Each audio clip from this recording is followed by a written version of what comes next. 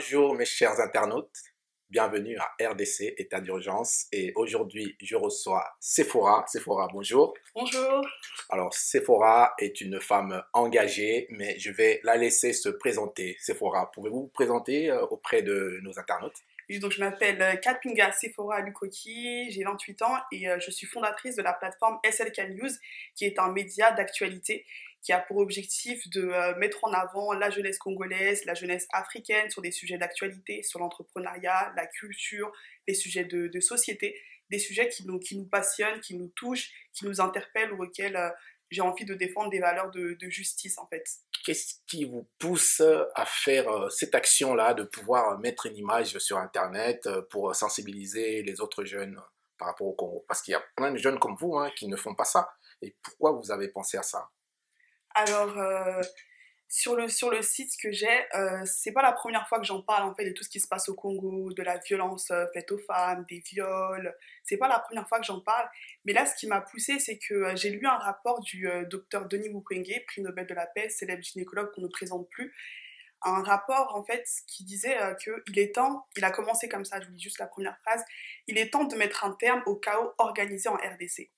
Et quand j'ai lu ce rapport, c'était début juin, parce qu'en fait, il faut comprendre qu'entre le 6 et le 10 juin 2000, il y a eu en fait une guerre qu'on appelle la guerre des 6 jours, et à qui s'engage en RDC. Et cette guerre-là, elle a fait énormément de morts, de blessés, de victimes. Et dans son rapport, le docteur, en fait, il disait en fait que 20 ans plus tard, il n'y a pas de justice, parce que là, on est en 2020, 20 ans plus tard, il n'y a pas de justice.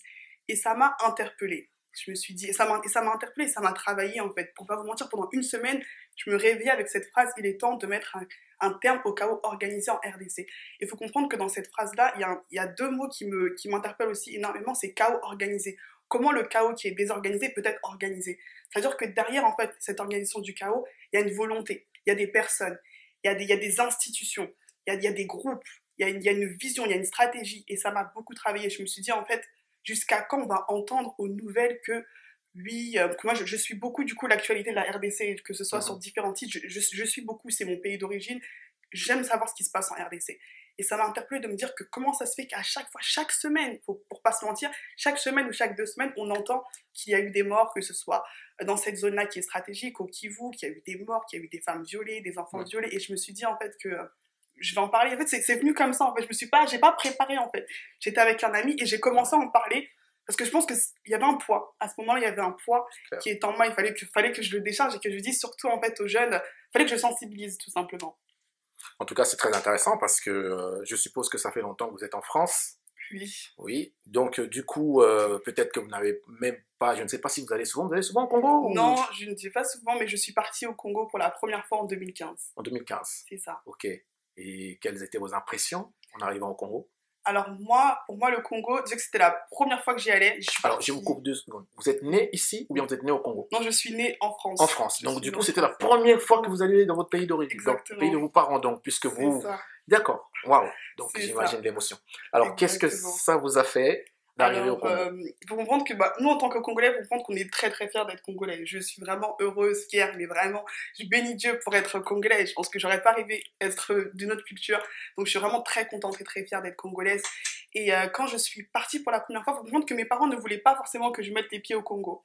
Ils nous disaient toujours, en fait, l'année prochaine, on va aller tous ensemble, l'année prochaine. Mais à un moment donné, je me suis dit, en fait, on entend parler du Congo, on sait, on connaît un peu notre culture, mais pour moi, ça me suffisait pas. Fallait que j'aille sur place, en fait, que je me rende Hmm. compte que ok, le Congo, je le connais, on va dire potentiellement, mais je voulais aller sur place, rencontrer les gens, mettre les pieds dans ce pays qui est la RDC, qui est un très grand pays. Hmm. Et du coup, j'en ai parlé avec mes parents qui n'étaient pas forcément au début très optimistes à cette idée-là. Ils avaient D'accord. beaucoup de réticences et je peux comprendre, surtout que je suis partie seule en fait. J'ai rejoint des cousines Wow. là-bas.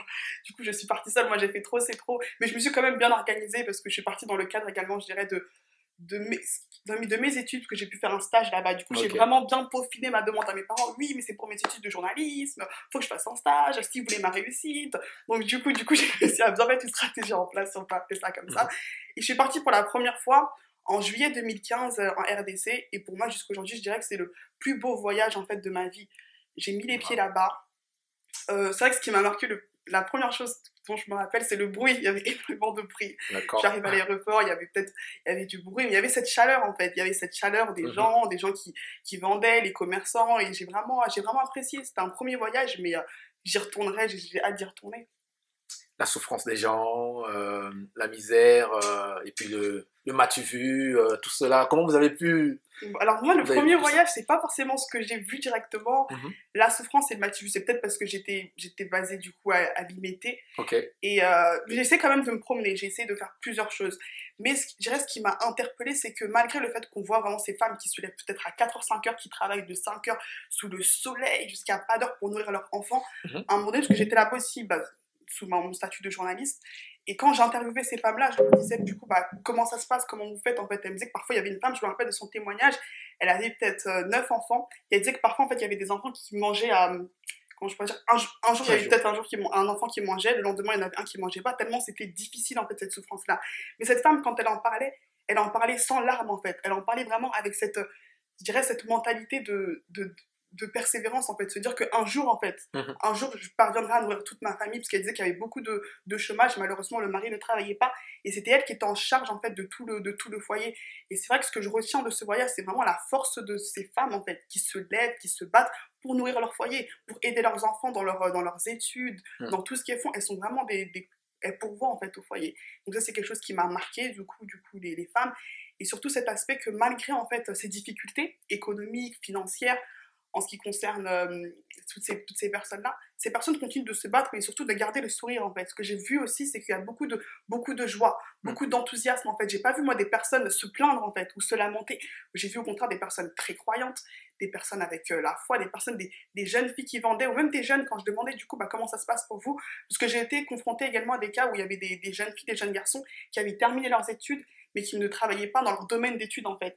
Malheureusement, à faute d'emploi, faute de beaucoup de choses, en fait. Et c'est vrai que ça m'a fait mal, parce que je me suis encore rendu compte qu'il y a encore beaucoup de choses, en fait, à travailler. Il y a encore beaucoup de choses à faire pour que ces jeunes qui ont fini leurs études puissent également bah, sortir du chômage, en fait. Et, au lieu d'être là, même si ça les aide, tous ces commerces et tout, de vendre et tout, mais il y a beaucoup de choses à changer. Du coup, c'est pas forcément là. J'ai pas forcément vu cette souffrance, même si je voyais des personnes forcément des sans-abri, des chéquiers, mais j'ai plus un aspect global. C'est pas la souffrance qui m'a marqué quand je suis partie à Kinshasa pour la première fois, c'est le courage, en fait, le courage des hommes et des femmes de la RDC. Vous parlez un peu lingala ou... Je le comprends très bien, je le parle, mais quand j'étais là-bas, je me forçais à parler que lingala. Pendant un mois, je me suis dit, non, moi, je suis là pour lingala, je vais apprendre jusqu'au bout du bout. En fait, je sais, parce que grâce à maman, elle nous parle tout le temps en lingala. Mais quand je le parle, c'est plus avec l'accent français, mais je peux le Mais c'est parler. pas grave, de toute façon, à partir du moment où vous arrivez à communiquer, c'est ça le plus important. Ah oui, mais je le parle. En fait, c'est un sujet aussi très important, et je continue toujours de le dire. Il est important que toutes les familles congolaises qui nous suivent, les parents, les jeunes, très important que vous puissiez, pour les parents, puissiez apprendre à vos enfants à parler cette langue. Il n'est pas normal, il n'est pas du tout normal que nous soyons dans un pays, la France, qui est notre pays d'accueil, et que nos enfants ne soient pas en mesure de parler leur langue maternelle d'origine. Étant donné que nous sommes congolais et que nous avons une langue compréhensible par tout le monde, tous les Congolais comprennent le lingala. Donc, pourquoi ne pas faire en sorte que nos enfants parlent cette langue? Il n'est pas compliqué. Vous allez dire, non, c'est compliqué. Mais non, c'est pas compliqué. Il suffit que vous, les parents qui parlez le lingala à la maison, commencez à enseigner à vos enfants cette langue. Il est important, ce n'est pas possible de voir les Portugais qui sont européens, tous leurs enfants parlent portugais. Nos amis arabes font en sorte que leurs enfants très jeunes parlent arabe. Et nous, Africains en général, et Congolais en particulier, nous négligeons la langue. Or, la langue est très importante. Très importante dans toute civilisation. C'est par la langue qu'on réussit à se libérer. Par la langue. D'ailleurs, je me suis toujours posé la question, pourquoi les manuels les plus importants, tels que la Constitution congolaise, est toujours en français? Je ne sais pas. En tout cas, je n'ai jamais entendu que cette Constitution a été traduite en lingala ou dans les 4 langues parlées par les Congolais. Il serait important que tout Congolais, même celui qui n'a jamais appris le français, puisse s'imprégner de ce document, puisse le lire dans sa langue, la langue qu'il comprend. Soit le français, soit le lingala, soit le swahili, soit les chiluba ou le kikongo, par exemple. Voilà, c'était une parenthèse, mais elle était importante. Il fallait que je puisse le dire avec véhémence. Mais je pense qu'il y a quand même, si je peux me permettre, il y a quand même un retour en fait. Nous, notre génération, il y a quand même un retour à cet apprentissage de nos langues. Moi, je sais que plus jeune, en fait, ma mère parlait que lingala, mais mon père, du coup, il disait non, et toi, en fait, vous êtes né en France, en fait, pourquoi vous voulez parler lingala? Et pour nous, c'était non, on veut parler lingala parce que c'est notre langue. Donc, je pense qu'il y a quand même eu, pour les parents, c'était un moyen d'intégration en France, en fait. Et je sais que, bon, je dis pour les parents ici en France, je sais que certaines personnes basées au Congo, on leur imposait aussi le français. Que j'ai d'autres témoignages d'amis Mhm. qui ont vécu, qui ont grandi là-bas. Je pense qu'à un moment donné, c'était comme une norme, en fait, que oui, bon, peut-être pour avoir plus de chances d'être intégré dans certaines classes ou d'avoir Ouais, peut-être un travail, que c'est mieux de parler français.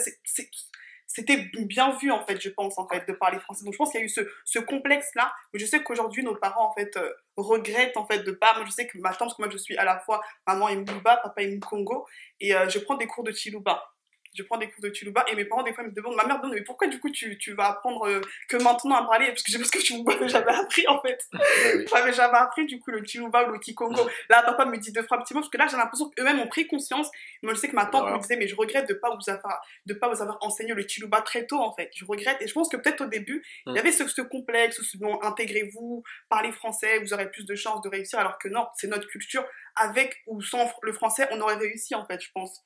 Que, et qu'aujourd'hui, moi je pense qu'il y a de plus en plus d'organisations, j'en connais, il y a des cours de Chiluba, cours de Swahili, cours de Kikongo, qui mettent ça en place. Du coup, moi-même C'est j'en très fais bien. partie, parce qu'on a vraiment soif de ce retour en fait à nos origines, à notre source, qui, comme vous l'avez dit, la langue, ça, c'est toute la civilisation. Sans la langue, Exactement. c'est un manque de repères. Tout à fait. Donc, juste pour terminer sur ce propos-là, j'ai bien aimé le mot que vous avez dit complexe. C'est vrai que certains parents avaient, et peut-être maintenant ça a changé, avaient ce complexe-là, à se dire, ça serait bien que mes enfants parlent le français parce que, eh ben, comme ça, ils seraient un peu dans une classe, entre guillemets, supérieure par rapport aux autres. Surtout, c'est bien s'ils parlaient ce français avec un accent bien, voilà, enlever tout accent africain avec les R bien prononcés, le parler très bien. Donc, il y a un côté complexe que nous devons abandonner, mes chers frères. On n'est plus à la... Le premier, pour moi, la première chose, c'est connaître son identité, savoir qui nous sommes réellement. La meilleure façon de savoir où nous allons. Puisque si on oublie notre identité à cause de certains complexes que nous avons par rapport au fait que nous avons vécu en France, que nous savons parler anglais, l'anglais américain, en plus, complètement différent. Là, c'est vraiment peine perdue. En fait, c'est une bonne chose que vous venez de dire concernant le retour, ce retour aux sources. Il est important avant toute libération, parce que pour moi, le peuple congolais, le peuple africain, le peuple noir en général, n'est pas encore totalement libéré. Il y a encore des chaînes invisibles qui sont Exactement. là. Voilà, malheureusement, il faudrait qu'à un moment donné qu'on se libère de ce joug-là, qui est un peu ce complexe d'infériorité qu'on nous a inculqué depuis des générations. Et il faut que ça s'estompe, il faut que ça s'arrête à un moment donné. Alors, je continue par rapport à notre conversation d'aujourd'hui et j'ai encore des questions. Vous avez été au Congo, vous êtes revenu. Est-ce que depuis que vous êtes revenu, vous avez eu envie de repartir? Vous avez des projets pour le Congo? Comment vous voyez, vous, votre avenir par rapport au Congo? Et puis, vous allez ensuite me dire comment vous voyez l'avenir du Congo.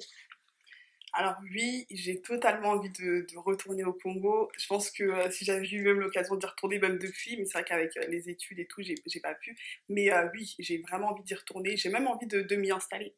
J'ai vraiment envie de m'y installer. C'est vrai que quand je suis partie au Congo en 2015, je pense que je suis partie, j'avais 24 ans et j'avais peut-être moins cette mentalité-là. Là, je suis beaucoup plus dans une mentalité où j'ai plus ma vision est différente. Je me projette plus, je visualise plus de choses. Mais c'est vrai que quand je suis partie, j'étais plus, je pense, c'était une première fois. Donc je pourrais pas dire que dès que je suis partie la première fois, j'ai eu des projets qui sont quand même, qui ont né, je dirais, dans mon esprit. Mais je suis pas encore, j'ai pas encore décidé lesquels, je dirais. J'ai des idées à mettre en place. Mais comme je suis partie qu'une seule fois, je considère que ça suffit pas. Je pense que c'est juste pour le moment, c'est juste une vision. Mais je pense qu'il faut quand même y aller assez souvent, tâter le terrain, rencontrer des gens, faire une prise de contact. Il y a quand même tout un plan à mettre en place. Mais c'est vrai que j'ai des Hmm. projets, que ce soit pour la jeunesse, dans l'éducation, par rapport au tourisme en fait. Parce que je pense qu'aujourd'hui, moi quand je suis partie au Congo, je sais qu'il y avait certaines personnes de mon entourage qui me disaient mais pourquoi tu vas au Congo en fait? Dans le sens où, pas dans le sens, je pense que c'est plus dans le sens où la peur, la crainte du fait qu'il y a plein de pays à visiter, mais le Congo, on n'a pas forcément pas tous, hein, cette vision du du Congo grand, du Congo puissant, du Mhm, Congo que c'est un pays à visiter, c'est un pays... On voit plus le côté où non, on entend plus du coup les problèmes de guerre, mhm, les conflits armés, et du coup on se dit, mais moi je sais que beaucoup de personnes en fait avaient cette réticence-là quand je dis que je vais aller au Congo, mais pourquoi faire en fait, ils comprenaient pas. Ils comprenaient vraiment pas pourquoi en mhm, fait je voulais aller au Congo. Et c'est cette image-là, je pense qu'il faut changer auprès de la jeunesse, auprès de beaucoup de personnes.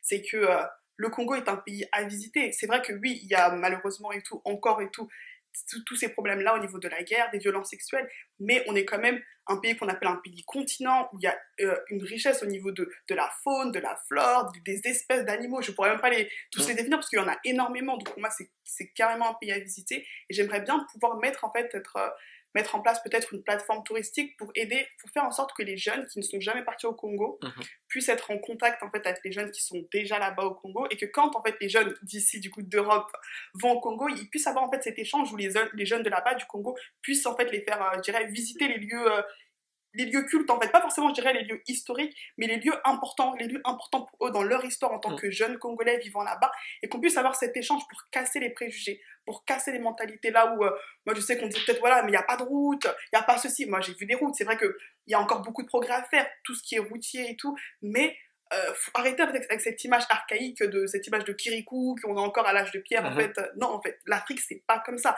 Aujourd'hui, si le monde entier se tourne vers la RDC, c'est que nous sommes, en fait, les plus riches, nous sommes les plus... En ce qui concerne tout ce qui est le développement, la technologie, que ce soit des téléphones, des voitures, tout est en Mhm. RDC. Donc, faut juste, en fait, essayer, comme vous le disiez tout à l'heure, faut décoloniser les esprits. Faut vraiment, en fait, changer en fait notre vision des choses, changer notre vision du monde, et que si tout se passe au Congo, il faut juste que nous, en tant que jeunes, on puisse changer notre vision, se dire que non, ça vaut la peine de visiter notre pays d'origine, et en essayant de quitter cette Mhm. vision occidentalisée, en fait, que malheureusement, nous, à l'école, l'Afrique n'est jamais peinte comme un pays grand, un pays beau, alors que on est en fait le berceau de l'humanité, on est un empire en fait. Avant même en fait que les colons arrivent, on avait déjà tout en fait. Ils sont juste venus en fait, malheureusement, nous piller, nous arnaquer, nous tuer en fait pour qu'on puisse subir tout ça, alors qu'on est un empire en fait. Il faut juste qu'en fait dans nos têtes on puisse se rappeler qu'il y a des rois, il y a eu des riches, il y en a toujours en fait, mais il faut juste que la jeunesse, ou même d'autres personnes, hein, parce qu'il n'y a pas forcément que la jeunesse, on puisse vraiment avoir un changement de mentalité et voir le Congo comme il doit être vu. Un grand et beau pays à visiter, bien sûr. C'est Sephora qui vient de s'exprimer et ça me touche beaucoup parce que moi j'aime quand la jeunesse s'exprime ainsi. Il faut qu'on enlève la caricature où la jeunesse passe son temps dans des discothèques, passe son temps seulement à s'amuser ou quoi que ce soit. La jeunesse, en tout cas africaine, a aussi cette envie de pouvoir s'accaparer de son histoire, de comprendre ce qui s'est passé, de comprendre pourquoi l'Afrique est toujours traitée ainsi. On parle de jeune Afrique. À partir de quel moment l'Afrique ne sera plus ce jeune Afrique-là? L'Afrique doit être considérée comme un continent grand, majestueux, respecté. Et ça ne l'est pas. Pourquoi? Pour plusieurs raisons. Une des raisons, c'est que les Africains aujourd'hui ont été coupés de leur histoire. Beaucoup de nos jeunes frères négligent l'histoire. Étant donné que nous avons ces lacunes en histoire, il est temps que chacun d'entre nous fasse ses propres recherches. On ne peut pas compter par des livres qui ont été écrits par d'autres. Dans ces livres-là, le noir est toujours dépeint comme étant celui qui est le subalterne, celui qui est toujours l'inférieur, celui qui n'a pas d'âme. On avait même pensé que les noirs n'avaient pas d'âme. Et pour pouvoir justement changer cela, il faut que nous, en tant qu'Africains, en tant que peuple noir, nous puissions nous-mêmes faire des recherches. Il y a des grands qui ont écrit, chez Kanta Diop par exemple, a écrit Nation nègre et culture. Combien de nos frères ont déjà lu ce livre? Combien t'attendent-ils pour le lire, pour comprendre les parcours en Égypte d'Hérodote, ce qu'il disait concernant le peuple qu'il trouvait là-bas, ceux qui ont construit, qui ont construit des édifices grandioses aujourd'hui? C'était qui? Donc, on a énormément de travail à faire entre nous et je suis vraiment très enthousiaste de vous entendre parler comme ça et surtout de voir que vous mettez en action euh, vos réflexions puisque vous allez juste jusqu'au Congo justement pour réaliser, pour voir de vous-même ce beau pays, c'est super, moi je dirais même c'est un continent, c'est un pays continent qui est le Congo, qui est dépeint toujours comme étant le pays martyr. C'est vrai qu'il y a aussi une part importante du Congo dont il faut parler. On est au mois de juin, nous devons penser à ce 30 juin qui arrive dans quelques jours, voilà, qui est une date importante. Alors pour cela, je voudrais vous montrer une vidéo. On va regarder ça et vous allez commenter. Combattants de l'indépendance, aujourd'hui victorieux, je vous salue au nom du gouvernement congolais. À vous tous, mes amis, qui avez lutté sans relâche à nos côtés, nous avons connu les ironies, les insultes, les coups que nous devions subir au matin, midi et soir, parce que nous étions des nègres. Nous avons connu que la loi n'était jamais la même, selon qu'il s'agissait d'un blanc ou d'un noir. Qui oubliera les fusillades, les cachons furent brutalement jetés, ceux qui ne voulaient plus se soumettre au régime d'injustice, d'oppression et d'exploitation. Alors, qu'est-ce que vous pensez de ce discours, ce moment? Alors, John Lumumba, c'est notre héros. C'est notre héros, c'est mon père, me parle beaucoup de lui jusqu'aujourd'hui. C'est vraiment un héros pour le Congo et pour le monde. Ce que je pense de ce discours-là, je pense que c'est un discours qui est vraiment très très juste, très très courageux de sa part, parce qu'il s'exprime vraiment devant les colons, devant tous ceux qui ont massacré les Congolais de façon ignoble, de façon atroce. On se rappelle tous ces souvenirs de mains coupées. Et Lumumba ose prendre la parole avec, je pense qu'il avait beaucoup d'espoir pour la nation congolaise. Il a fait beaucoup de rappels, comme quoi cette date-là du 30 juin 1960, il fallait que ce soit enseigné aux enfants, aux petits-enfants. Donc il y a non seulement ce rappel par rapport à l'histoire, mais c'est émouvant en fait. Je pense que la fin, ça m'a ému, parce que ça montre à quel point en fait, il y a eu beaucoup de souffrance en fait. Beaucoup de souffrance par rapport à tout ce que c'est... tout ce que nous, en fait, en tant que nation congolaise, nous avons vécu pendant ces presque 80 ans de colonisation. Du coup, ce que m'évoque le 30 juin 1960, c'est tout simplement... c'était une lutte pour l'indépendance, mais j'ai l'impression qu'il y a encore beaucoup de travail aujourd'hui. C'est que j'ai l'impression que nous, notre génération, on essaye de faire un peu un bilan. On est indépendant, mais le Congo souffre encore. On est indépendant, mais on n'a pas notre indépendance économique, financière. On est indépendant, mais les puissants, les multinationales ont encore la main mise sur le Congo. Donc notre indépendance, certes, on l'a arrachée au prix du sang, au prix de combattants, au prix de nombreuses personnes, en fait, de chefs qui sont morts pour cette indépendance-là en 1960, ou même avant. Mais au final, aujourd'hui, quel est le bilan, en fait? 60 ans plus tard, qu'est-ce qu'on peut dire, en fait? Certes, est-ce que cette liberté, est-ce qu'on vit, en fait, le discours de Lumumba, en fait? Est-ce qu'on l'a mis en pratique? Est-ce que l'héritage qu'il nous a laissé, est-ce qu'on le vit aujourd'hui? J'en ai pas l'impression. J'ai l'impression qu'il y a encore beaucoup d'efforts à faire, beaucoup de travail à faire concernant ce discours. Ah, c'est sûr que ce discours ne peut que toucher chaque Congolais, et surtout de se rendre compte que 60 ans après, on n'a pas l'impression que les choses ont beaucoup changé, sinon en pire, en mal. En fait, c'est comme le Congo ressemble à un vaisseau qui était en train de décoller, et on l'a descendu en fait dans sa rampe de lancement, on l'a descendu et il n'a jamais pu redécoller. Et donc, du coup, ma question est, qu'est-ce qu'il faut faire? Comment vous voyez l'avenir du Congo? Quelles sont les perspectives? Qu'est-ce qu'on peut faire pour que les choses changent? Est-ce que vous avez quelques pistes? Je pense que la première perspective, je pense que beaucoup le savent, on ne va pas, c'est l'unité. Je pense qu'il faut déjà, premièrement, qu'on puisse se rassembler, en fait, entre nous, Congolais, en fait, qu'on puisse vraiment mettre nos divisions de côté, mettre tout ce qui est tribalisme, tout ce qui est problème d'ethnie de côté, en fait, et qu'on puisse, en fait, se rassembler et se dire, 60 ans plus tard, qu'est-ce qu'on peut faire ensemble en fait. Déjà, je pense premièrement qu'il faut se rassembler et réfléchir ensemble en fait, réfléchir ensemble à différents types de stratégies, que ce soit dans l'éducation, que ce soit dans la culture, que ce soit dans l'économie, que ce soit vraiment en fait structuré, qu'on ne soit pas en fait, je dirais avide en fait du pouvoir ou avide en fait d'être, que vraiment en fait on puisse réfléchir avec le même but en fait, qui est l'amour en fait, l'amour d'une patrie, l'amour d'une nation, l'amour du Congo, l'amour de voir en fait nos enfants, les jeunes générations en fait, qu'on puisse en fait se dire qu'on veut laisser un Congo bon, un Congo meilleur, un Congo debout. On prend souvent l'exemple, récemment je voyais une image sur Twitter qu'en gros, qu'en 30 ans, Dubaï a pu totalement en fait se relever. Et c'est pareil pour les pays, pourquoi en fait en Asie, ça va être possible. En fait, on dit ils ont fait une industrialisation comme pas possible. Ils ont pu se relever. Pourquoi pas nous alors qu'on a tout? Donc je pense que premièrement, il faut d'abord qu'on puisse s'unir et ensuite réfléchir ensemble en fait à des stratégies efficaces en fait, que ce soit pas seulement j'ai l'impression qu'il y a beaucoup de paroles en fait, il y a beaucoup de paroles, faut comprendre que nous les Congolais on a il y a énormément je sais de chaînes, que ce soit sur YouTube, qui parlent du Congo, mais maintenant il faut passer à l'acte en fait, c'est qu'il faut vraiment qu'on puisse se dire que nous Congolais il faut qu'on passe à l'acte et vraiment essayer de se dire qu'on est là pour s'entraider, on n'est pas là seulement pour parler, pour dénigrer, mais qu'on puisse se réunir premièrement et mettre des stratégies en place. Merci beaucoup pour, en tout cas, ces conseils. J'espère que les jeunes qui nous suivent ont bien écouté et vont les appliquer. Pour ma part, si je peux me permettre et donner aussi quelques conseils, je pense qu'il est très important pour nous, jeunes et vieux, tous, de commencer d'abord par connaître notre histoire. C'est très important que chacun d'entre nous sache exactement quel est le Congo, quel est le Congo d'avant 1885.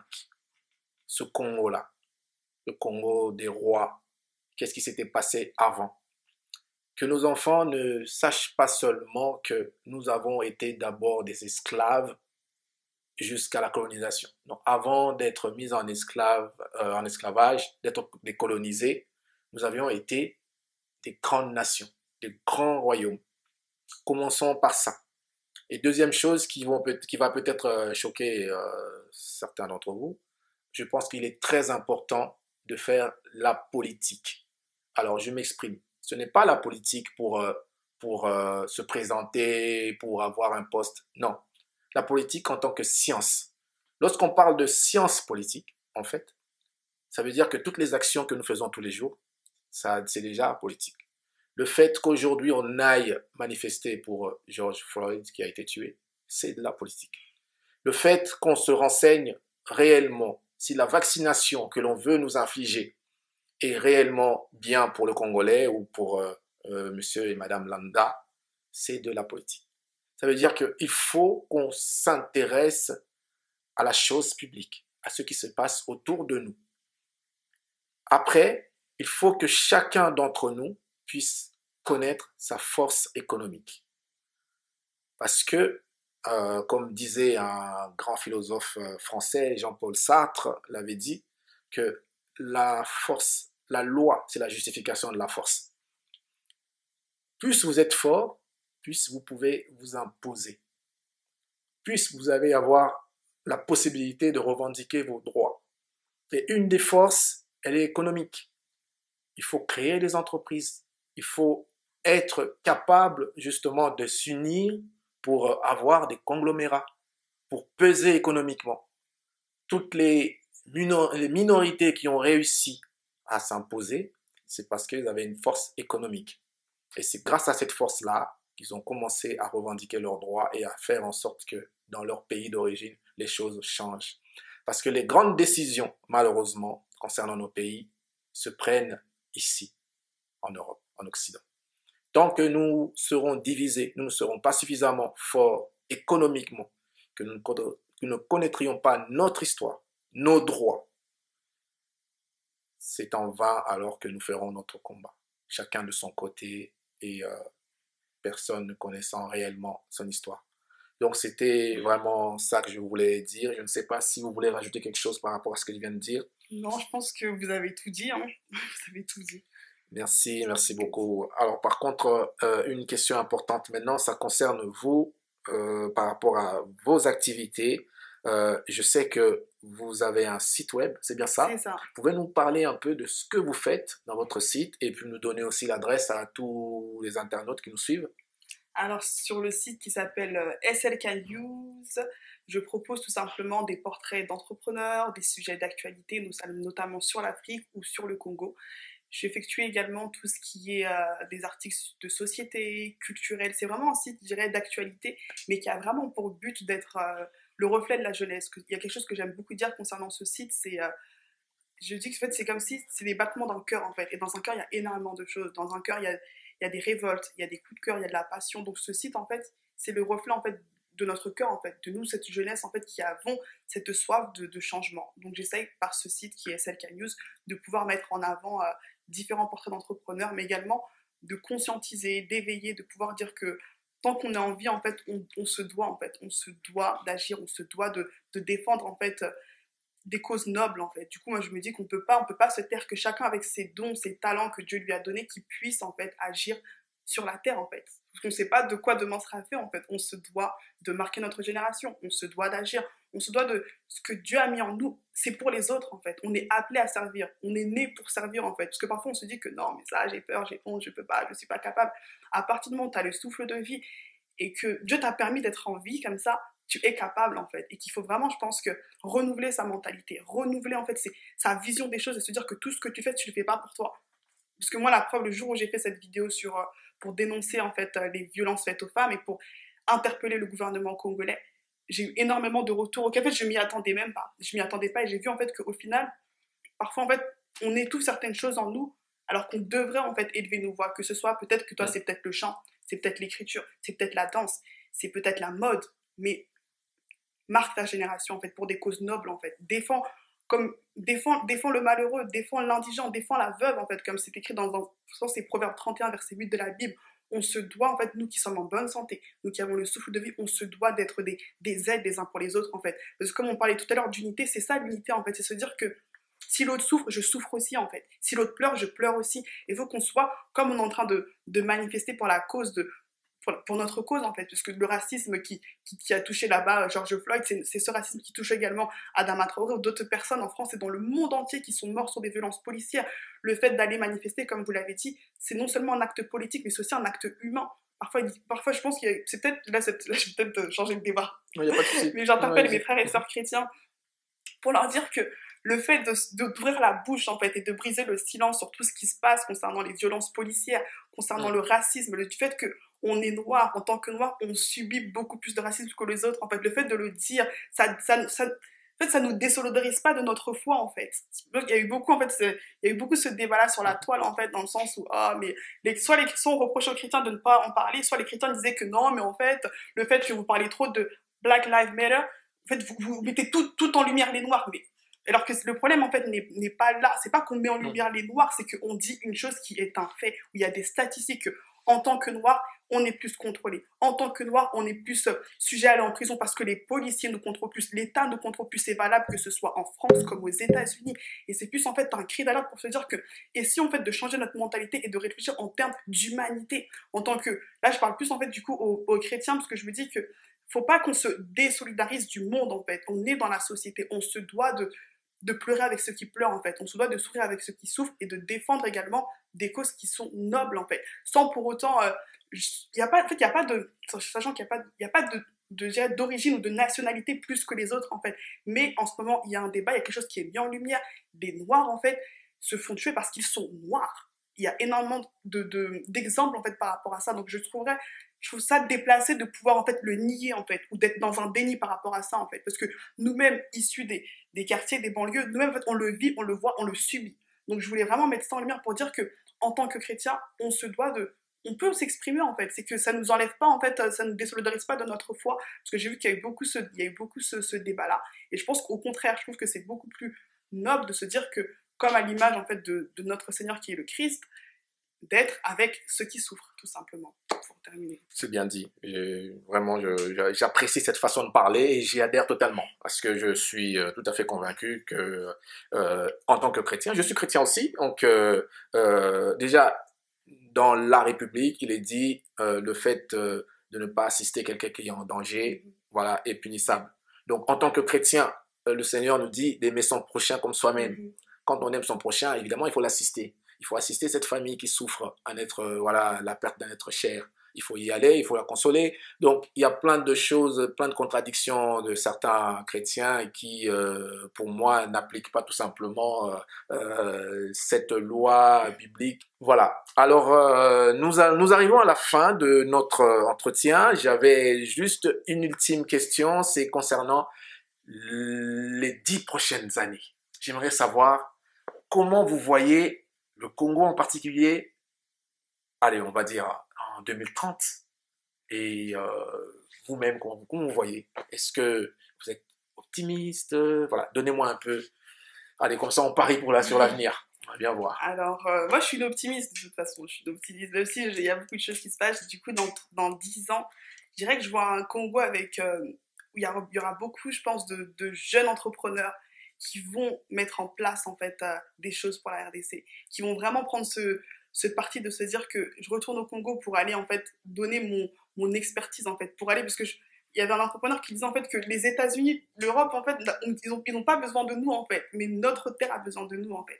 Du coup, comment je le vois? Je vois un pays grand, je vois un pays avec encore plus de structures pour les jeunes, je vois un pays où les jeunes auront leur place et que on pourra se dire que quand on y va, on n'est pas, entre guillemets, perdu dans tout ce qui est problème de corruption. Je vois moins de corruption, en fait, pour te dire. Je vois moins de corruption. Je vois vraiment, en fait, des structures mises en place pour faciliter le développement économique, pour faciliter, en fait, la jeunesse dans tous ces projets. Parce qu'on voit que, moi, quand je vois des fois, à partir d'ici, la créativité des personnes, là, pendant cette période Covid, je sais qu'il y a beaucoup de choses qui ont été mises en place. Je vois toute cette créativité des Congolais. Je me dis, en fait, il faut faciliter les choses. Donc, je vois déjà, je dirais, des usines mises en place. Je vois des sociétés bâties par des jeunes Congolais avec l'aide de l'État, en fait, que l'État soit impliqué, en fait, dans ce développement de cette jeunesse, en fait, que tous ces cerveaux qui sont au Congo puissent se dire que, ah, j'ai bien fait de rester, en fait, au Congo. Je vois vraiment un pays, je crois par la foi que c'est possible, en fait, qu'on soit un pays, voilà, développé, que ce soit en termes d'agriculture, d'économie, d'éducation, de culture, qu'il y ait, en fait, que l'État puisse porter, que les jeunes entrepreneurs puissent être accompagnés par l'État également, en fait, et qu'on puisse, en fait, avoir des structures où on se dit, ah, on est sécurisé, c'est fiable, on est assuré, on est accompagné surtout, en fait. Je vois vraiment cet accompagnement où de la part de l'État et la part en fait des jeunes, qu'on puisse en fait travailler en synergie, en fait, qu'on puisse pas se dire ah non mais c'est trop compliqué, je vais aller encore en Europe, au Canada pour me développer, non, qu'on puisse se dire je reste dans notre continent et que dans 10 ans je vois vraiment des structures, plus de structures, mais vraiment une aide en fait, que ce soit un pays encore plus développé. Okay, en tout cas, merci beaucoup de ce que vous venez de dire. En tout cas, c'est sur cette note d'optimisme que nous allons clore notre émission. Je suis très content de vous avoir reçu parce que vous m'avez donné en tout cas l'espoir concernant notre beau pays, de savoir que les jeunes aujourd'hui sont en mesure de nous proposer d'autres perspectives intéressantes, en tout cas pour ce qui est du Congo, de la RDC et de l'Afrique en général, et c'est tant mieux. Alors je voudrais quand même que vous puissiez nous donner à nouveau votre site web pour que les gens qui veulent vous contacter ou bien se renseigner par rapport à ce que vous faites soient bien informés. Alors le site internet c'est tout simplement SLK News, du coup également sur Instagram, SLK AA, du coup 2A News également. Et pareil pour YouTube, SLK News et également Facebook. Pour Sephora Kapinga Lukoki qui est venu nous voir, j'avais un cadeau. Nous avions un cadeau. C'est ce t-shirt RDC état d'urgence. Et derrière, c'est très important parce que nous voulons vraiment rappeler tout le monde qu'au Congo, il y a eu un génocide de 12 millions de morts. Et on n'en parle pas, les médias n'en parlent jamais, sinon que très rarement. Nous, en tant que Congolais, nous voulons rappeler au monde entier que nous sommes victimes d'un génocide qui se fait en silence et qui continue toujours. Voilà, donc c'était ce cadeau que j'aimerais vous donner et comme ça, vous aurez le souvenir de votre passage parmi nous. Encore une fois de plus, merci d'être venu et puis à une prochaine occasion, nous l'espérons. Merci à tous.